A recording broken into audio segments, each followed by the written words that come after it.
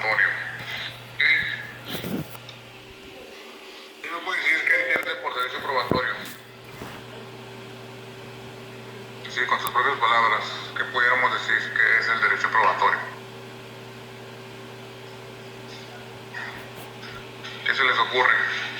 Es el derecho que se tiene a aprobar algo que va a ser aprobado. ¿Que va a ser aprobado? Ok, a ver, ¿alguien más? ¿Ni idea? ¿No se les ocurre nada del derecho probatorio? Bien, pues el derecho probatorio es el procedimiento que está constituido por los actos procesales a través de los que se desarrolla la etapa probatoria. Es decir, es el proceso, son los pasos a seguir para todo lo relacionado con las pruebas. Es decir, la admisión, el ofrecimiento, la preparación y el desahogo de las mismas.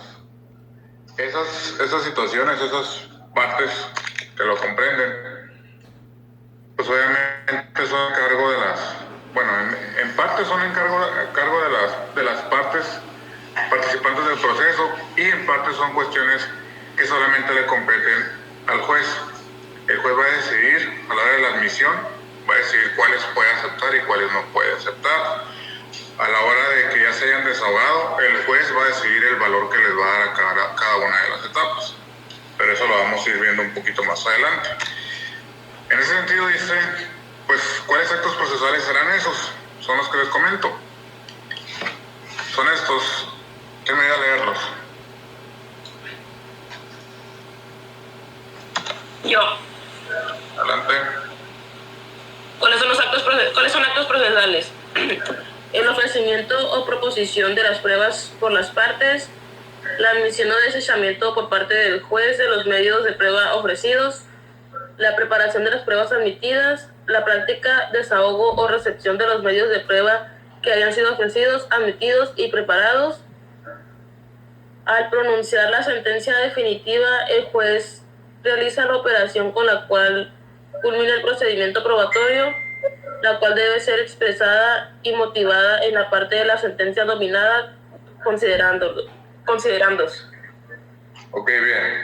En los primeros 4 puntos, pues el inciso A, bueno, hablando de estos 4 puntos, el inciso A es lo que les comento, ¿no? Es el ofrecimiento de las pruebas. Ambas partes tienen que aportar las pruebas que consideren pertinentes para la resolución del conflicto, ¿no? En el inciso B dice, la admisión o desechamiento, eso le compete única y exclusivamente al juez. El juez va a decidir si acepta o no lo que son las pruebas que hayan aportado las partes. En cuanto al inciso C, en la preparación es cómo vamos a preparar esa prueba, si se requiere la participación de algún tercero, si se requiere algún análisis en específico, pues todo eso lo conlleva, ¿no? Y el inciso D, la práctica, el desahogo, la recepción de los medios, es cómo lo vamos a desahogar dentro de lo que es la audiencia, cómo la vamos a hacer participar dentro de la misma audiencia, y pues obviamente eso es a cargo de las partes. En cuanto al inciso E, vamos a decir que se trata pues de los 4 incisos anteriores. Es decir, en este inciso se habla de que en la sentencia definitiva, en una de las partes, en uno de los apartados, en el que se denomina considerandos, pues se hace mención de los 4 puntos anteriores. Es decir, dentro de lo que es la redacción de esa sentencia, vamos a mencionar cada uno de los puntos anteriores en esta sección, considerando, lo repito. Digamos, de manera general, pues vamos a decir que considerando las pruebas ofrecidas por las partes, dentro del proceso, etc. De igual manera, se va a hacer mención de que el juez las admitió, puede estar conforme a derecho, están permitidas. Así es como se van a considerar cada uno de esos 4 puntos dentro de esa sección de la sentencia. Esa sección de considerandos es indispensable, eso no puede faltar dentro de lo que es la sentencia. Te repito, en en esa misma sección de los considerandos es, digamos, es como una tipo antesala a lo que ya se va a dictar como los resultados. Es decir, dentro de esa sección se va a hacer una pequeña mención, un pequeño resumen de lo que el juez consideró, por eso que se llama considerandos, de lo que el juez consideró para dar la resolución. Es decir, se consideran todas las pruebas, todos los aportes que se dieron, tanto de una parte como de la otra, para poder establecer una sentencia. Por eso les repito, es indispensable esa sección dentro de lo que es la sentencia. ¿Ok? Bien, vamos a ir por partes ahora. El ofrecimiento de las pruebas. ¿Qué será el ofrecimiento de las pruebas? Pues es la parte principal, o la primera parte de esta etapa de pruebas. Es donde las vamos a ofrecer, donde vamos a aportar aquello que consideremos que nos pueda beneficiar dentro de nuestra posible solución al conflicto, ¿no? Dice, se inicia con el plazo que se conceda a las partes para ofrecer o proponer los medios de prueba que se consideran adecuados para aprobar los hechos discutidos. Aquí en este punto, pues sabemos que cuando se inicia ya en lo que es la práctica, sabemos que cuando el actor inicia lo que es el proceso, pues debe de agregar también lo que son sus pruebas en su escrito inicial de demanda. Debe de agregar las pruebas, debe de agregar todo lo que considere que tiene a su favor, que puede aportar en favor de él para la resolución del conflicto. Ahora bien, dice, el periodo de ofrecimiento de pruebas es de 10 días a partir de la notificación del auto de contestación de la demanda. En este punto del ofrecimiento de pruebas, esos 10 días son básicamente para ya preparar las pruebas que hayamos ofrecido y que se nos haya admitido. ¿Ok? Dice, cada parte debe ofrecer sus pruebas en un escrito expresando cada una de las mismas y expresar con claridad cuál es el hecho o hechos que se tratan de demostrar con la misma. Todos los medios de prueba deben ser ofrecidos durante este periodo. Ok, cuando se hace el ofrecimiento de pruebas, ustedes van a decidir cuáles pruebas van a aportar. No hay un límite de pruebas, no es que nada más podemos ofrecer 3 o puedes ofrecer 5 más. Ustedes pueden ofrecer la cantidad de pruebas que consideren pertinentes. Obviamente el juez va a decidir si acepta en su totalidad o no todas las pruebas que hayan ofrecido. El juez tiene que analizarlas, tiene que revisarlas y conforme a lo establecido en los códigos, conforme a lo establecido en la ley, pues debe de considerar si acepta o desecha esa prueba. Una de las reglas, digamos, pues no escritas dentro de lo que es el derecho en cuanto a las pruebas, específicamente en cuanto a las testimoniales, muchas de las veces, pues así como no tenemos límite de pruebas, pues tampoco tenemos límite, bueno, puede decir que no tenemos límite para citar a testigos. Sin embargo, en la práctica, ya una vez que ustedes han ofrecido todas las pruebas y si si son, digamos, 5 testigos, 6 testigos los que ustedes hayan citado, el juez solamente se va a limitar a recibirles dos testigos, ¿ok? Y en base a ellos es que va, pues, a recaer todo el valor de la prueba testimonial, ¿ok? Eso es en cuanto a la práctica. Pero de ahí en fuera, ustedes pueden ofrecer las documentales públicas que deseen, las documentales privadas que deseen, todas las pruebas que ustedes consideren pertinentes, ¿no? Y obviamente cada una de las pruebas que ustedes aporten deben de establecer a la hora de lo que es la redacción, a la hora de lo que hacen el escrito, deben establecer ahí con qué hecho tiene relación directa esa prueba. Es decir, ok, estoy ofreciendo una documental privada, pues yo debo establecer ahí la descripción de la prueba, en qué consiste o qué es lo que estamos aportando, y sobre cuál hecho de nuestros hechos ya redactados tiene relación. Okay, la prueba documentada privada consistente en etc. Esta prueba la relaciona directamente o va directamente para el hecho número 3. O con esta prueba trato de fundamentar lo que es el hecho número 5 o el hecho número 6.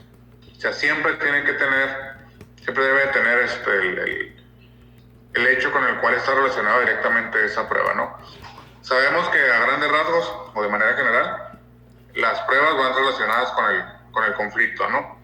Pero ya en esta situación, de manera más específica, hay que establecer directamente con qué hecho estamos tratando de corroborar, ¿no? De probar. ¿Preguntas? ¿Ninguna? Ok, seguimos con la admisión. ¿Quién me ayuda a leer? Yo. Adelante, Giselle. Al día siguiente que se termine el periodo de ofrecimiento de pruebas, el juez debe dictar una resolución en la cual determina las pruebas que se admiten sobre cada hecho. El juez puede limitar de manera prudente el número de testigos. No se admitirán pruebas ofrecidas extemporáneamente que sean contrarias a la moral o al derecho, sobre hechos que no hayan sido controvertidos por las partes. En la práctica, el juez solo se limita a agregar en el auto de admisión de prueba la leyenda tiene por ofrecidas.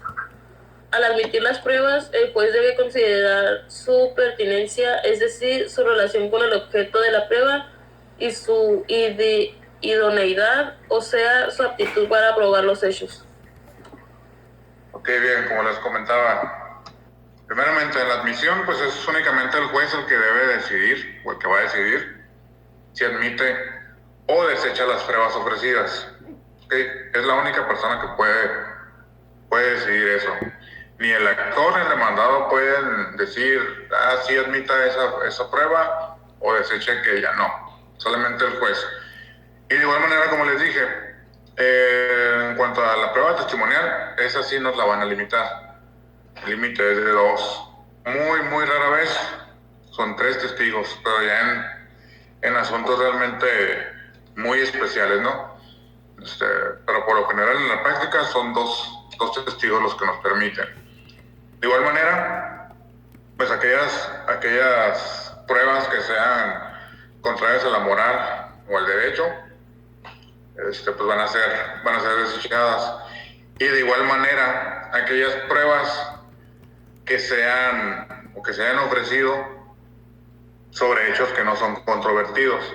Recuerden que todas las pruebas que vamos a ofrecer son precisamente para tratar de probar aquellos hechos en los cuales tenemos controversia, en los cuales las partes hay una controversia, ¿no? Son aquellos que debemos de probar. Entonces, si no hay ningún tipo de controversia en alguno de los hechos, vamos a poner un ejemplo. Si en la redacción son 8 hechos y en esos 8 hechos decimos que en 3 no hay ningún tipo de controversia, no hay ninguna situación que probar, pues obviamente esos hechos no hay necesidad de ofrecer alguna prueba en relación con ellos, porque les repito, no hay ninguna controversia que resolver, no hay nada que probar, vaya. ¿Ok? Ahora bien, dice, en la práctica, cuando vayan a revisar su expediente, no vayan a esperar que les diga el juez, sí le admití todas las pruebas. O fíjese que ahí en el expediente le puse una nota donde sí le admito, donde están aceptadas todas las pruebas. No va a ser eso. Dentro del auto de admisión de pruebas, el juez solamente se va a limitar a escribir lo que dice aquí, tiene por ofrecidas.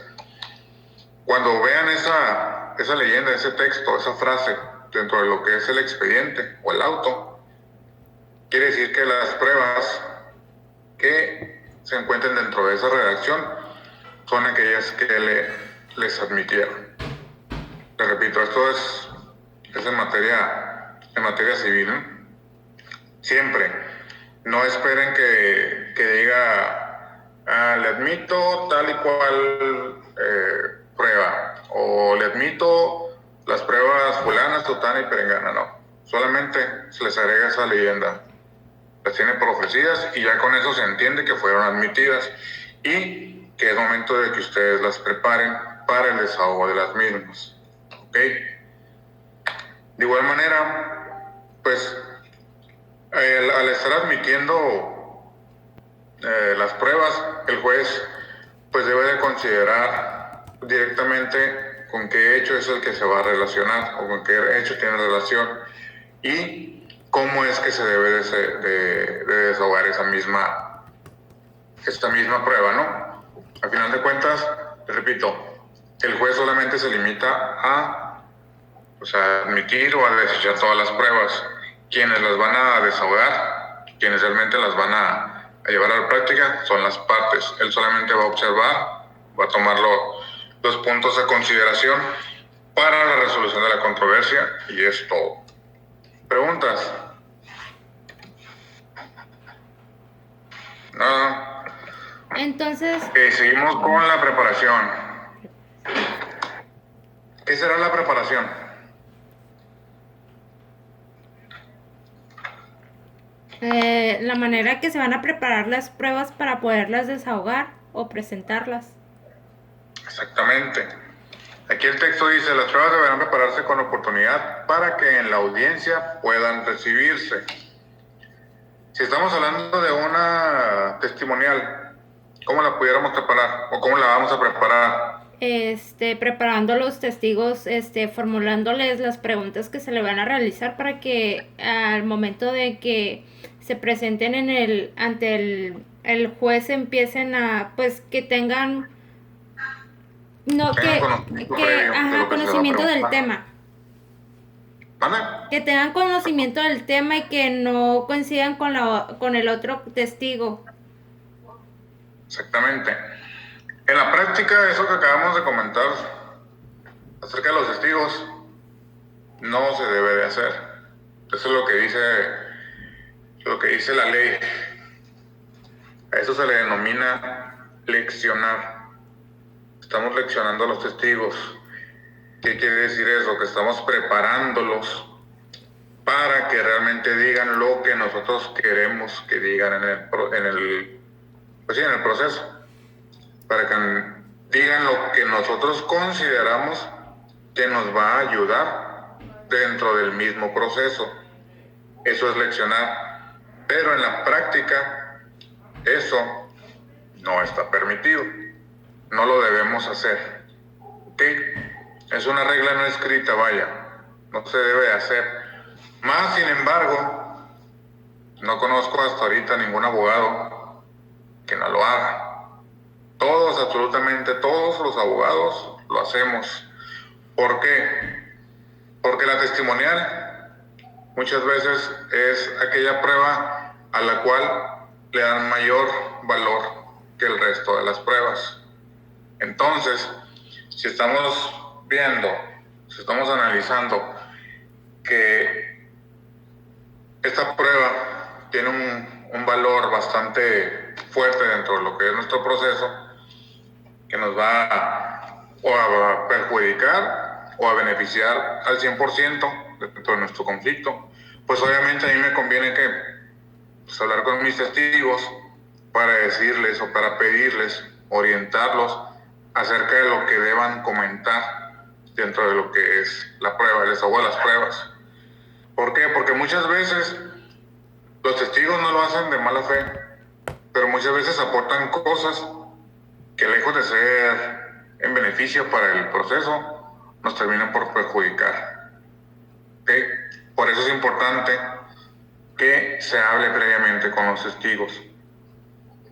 Y estoy diciendo previamente si tenemos la fecha para la audiencia del desahogo de pruebas el próximo lunes, pues podemos reunirnos con los testigos, no sé, el jueves, el viernes quizá, y hablar así directamente con ellos, explicarles en qué va a consistir su participación qué es lo que pudieran aportar y qué es a lo que se deben delimitar totalmente para aportar, porque consideramos que nos puede perjudicar o porque nos puede, digamos, dar alguna situación que nos coloque de manera desfavorecida dentro del proceso. Al final de cuentas es pedirles, es decirles, ¿sabes qué? Puedes decir esto, puedes decir aquello, no puedes decir esto, no puedes decir aquello.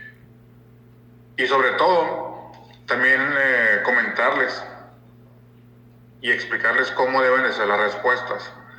Porque dentro de lo que es la audiencia, pues todo lo que comenten, todo lo que salga de su boca, todas aquellas palabras que digan, van a estar escritas dentro de lo que es el auto de la audiencia, ¿no? Todo lo que digan, todo, absolutamente todo, va a estar escrito, va a estar la secretaria tomando nota acerca de todo eso, ¿no? Así que les paso ese punto, les repito, nos dicen que está prohibido, ¿no? Que no debemos de aleccionar a los testigos, pero en la práctica, la verdad es que todos los abogados lo hacemos. Profe, Mande.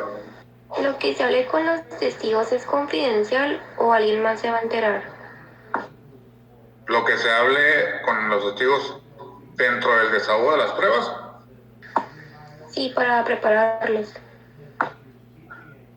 Ok, la preparación es una y el desahogo de la prueba es otra. En cuanto a la preparación, lo que yo les comento acerca de leccionarlos, de hablar con ellos, de decirles qué pueden decir y qué no, eso digamos que puede ser privado. Con los testigos, la parte con la que estamos trabajando, ya sea el actor o el demandado, y obviamente el abogado, el que esté llevando el asunto, en este caso serían ustedes. Ya en lo que es la práctica del desahogo de la prueba, ya cuando estamos en audiencia, va a ser de manera, digamos, pues también privada, en el sentido de que solamente van a participar los testigos, bueno, van a entrar a la secretaría los testigos de uno por uno y va a estar presente la contraparte, es decir, si yo soy el actor y van a empezar con el desahogo de las pruebas a cargo del actor, pues va a estar el demandado dentro de lo que es la secretaría, el secretario de acuerdos, que es aquella persona que va a atender la audiencia, y la secretaria de la Secretaría de Acuerdos. Solamente van a estar esas personas. Ahí no entra nadie más. ¿Okay? La secretaría, como les comento, es aquella, pues vaya, secretaria que va a atender, en donde se van a desahogar las audiencias. Son pequeños cubículos privados. Y cuando hay audiencias, ahí no entra nadie más que las partes que van a participar dentro de la misma audiencia. ¿Okay?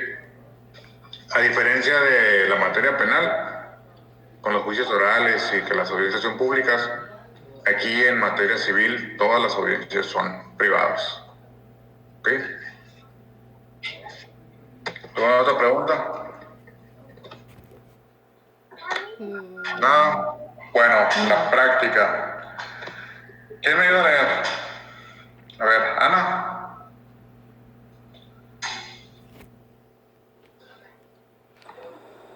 La práctica. El artículo 297 del Código Procedimientos Civiles para Baja California establece que cuando las pruebas hubieran de practicarse fuera del estado de Baja California o del país, se recibirá una petición de parte dentro de un término de 60 y 90 días, respectivamente, siempre que se llenen los siguientes requisitos.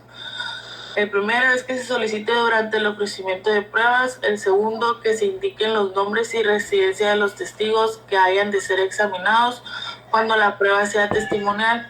El tercero, que se designen, en caso de ser prueba instrumental, los archivos públicos o particulares donde se hallen los documentos que han de testimoniarse o presentarse originales. ¿Le sigo? Por favor. El juez, al calificar la admisibilidad de las pruebas, determinará el monto de la cantidad que al proveedor promovente deposite como multa en caso de no rendirse la prueba. Sin este depósito no se hará el señalamiento para la recepción de la prueba. La audiencia debe celebrarse con las pruebas que estén debidamente preparadas. Ok, gracias. Entonces, ¿qué es la práctica? La práctica es pues cómo la vamos a desahogar, cómo la vamos a llevar a cabo, qué se requiere para llevarlas a cabo. En este punto, en el artículo 297 del Código de Procedimientos Civiles para el Estado, pues hace mención de dos situaciones, de tres situaciones importantes, ¿no?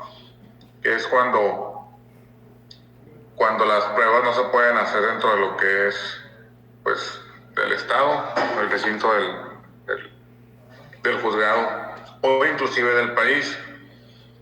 Hay una prórroga entre 60 y 90 días para el ofrecimiento de esas pruebas, para el desahogo de esa prueba. Obviamente, para que se pueda dar esa prórroga o que se pueda admitir la misma, pues hay que cumplir con 3 puntos, ¿no? Tres situaciones importantes. Es haberla solicitado durante el ofrecimiento de las pruebas y de igual manera, si se trata de la testimonial, pues establecer los nombres y la residencia de los testigos.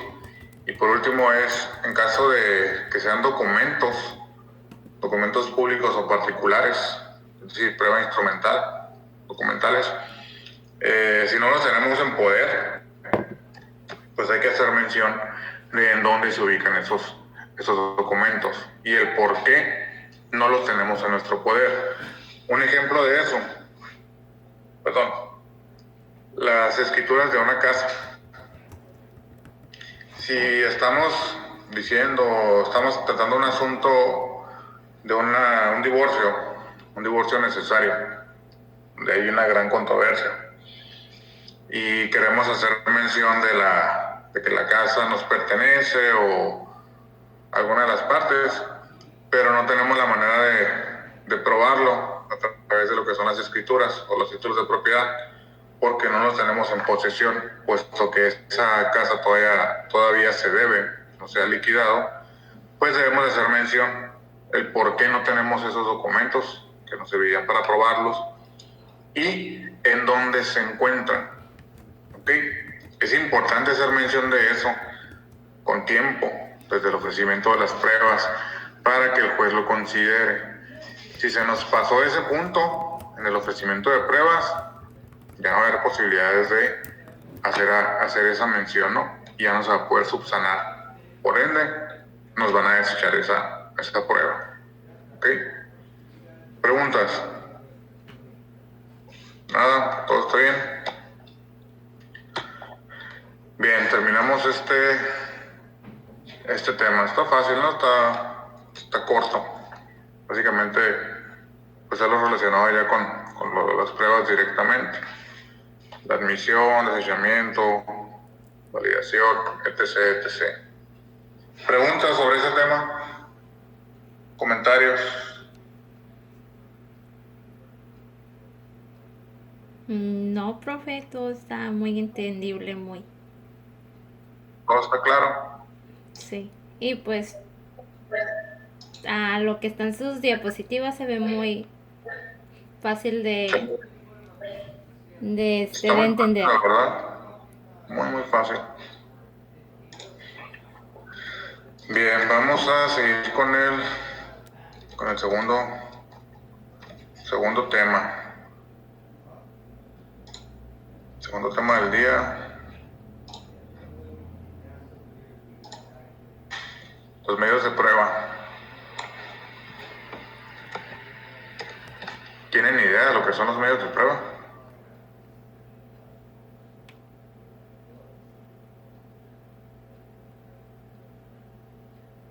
Nadie, ni idea.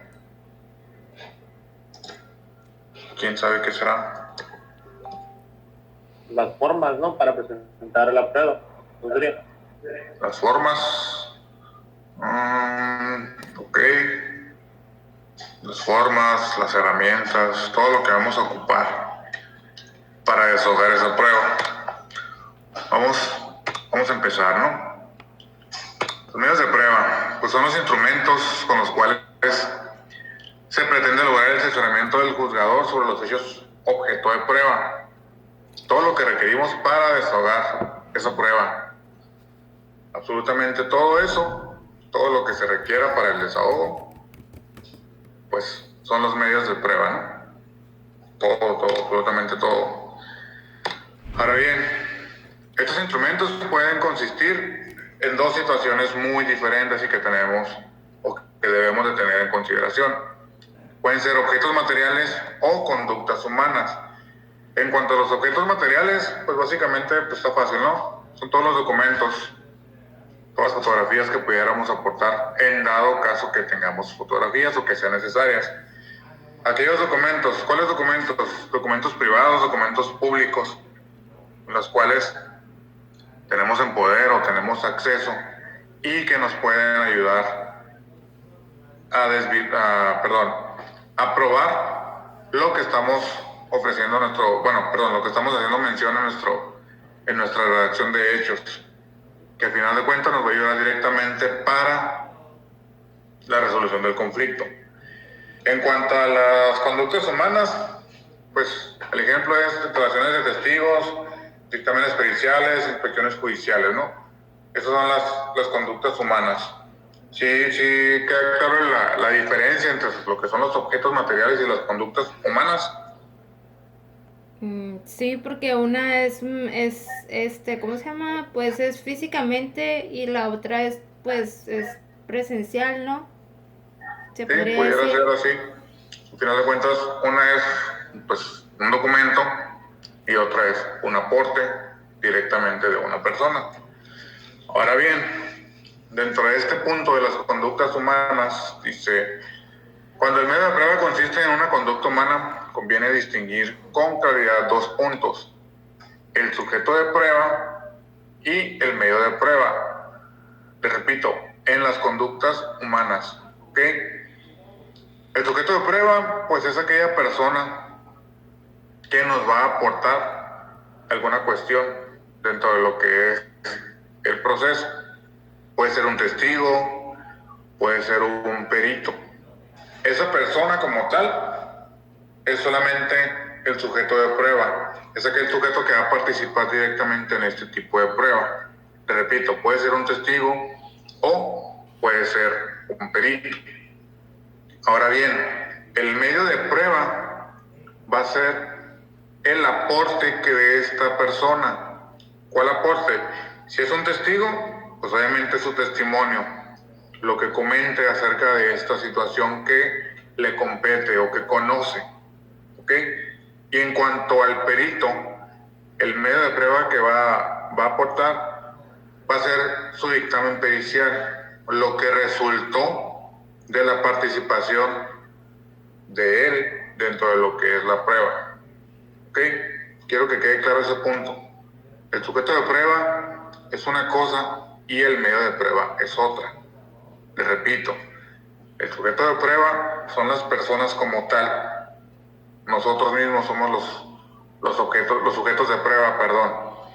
Y los medios de prueba es lo que vamos a aportar, aquello que vamos a decir dentro de lo que es el desahogo de la misma. ¿Ok? Deben de diferenciar esos dos puntos. No vayan a confundirse, por favor. ¿Preguntas? Nada. Entonces el sujeto de prueba es la persona que va a probar la prueba y el medio es lo que lo que va a resultar de lo que el sujeto de prueba desahogó. A ver, creo que ya son un poquito trabalenguas. Sí, ya me confundí. Sí. El sujeto de prueba es aquella persona en la cual recae el tener que desahogar esa prueba. Estamos hablando de la testimonial, la prueba testimonial. El testigo es aquella persona a la cual va a desahogar esa prueba, va a llevarla a la práctica, vaya.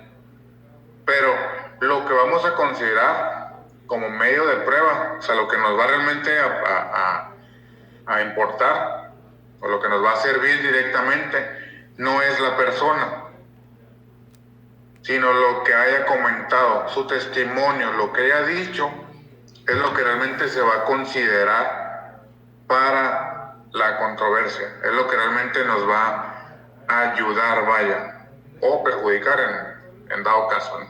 Es lo que realmente va a importar, ¿ok? Por así decirlo.